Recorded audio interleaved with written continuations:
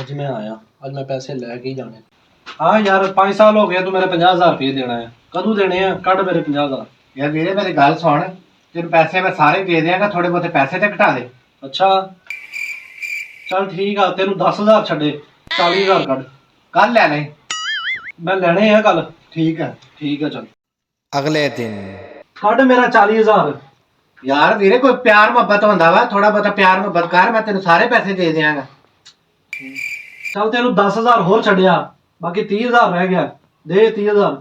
ਚੱਲ ਵੀਰੇ ਫਿਰ ਕੱਲ ਲੈ ਲੈ ਤੂੰ। ਚੱਲ ਠੀਕ ਆ ਫਿਰ। अगले दिन ਅੱਜ ਤੂੰ ਮੇਰਾ 30,000 ਰੁਪਏ ਦੇਣਾ ਹੈ, ਕੱਢ ਮੇਰੇ ਪੈਸੇ।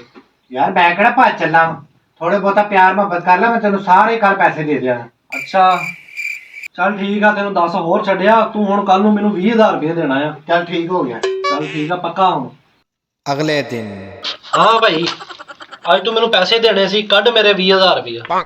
ਯਾਰ ਮੇਰੀ ਗੱਲ ਸੁਣ, ਮੈਂ ਤੈਨੂੰ ਕਿੰਨੇ ਪੈਸੇ ਦੇਣੇ ਸੀ? 50,000 ਰੁਪਏ। ਹੁਣ ਕਿੰਨੇ ਰਹਿ ਗਏ ਨੇ? 20,000। ਯਾਰ ਮੈਂ ਹੌਲੀ ਹੌਲੀ ਲਾ ਹੀ ਰਿਹਾ ਨਾ।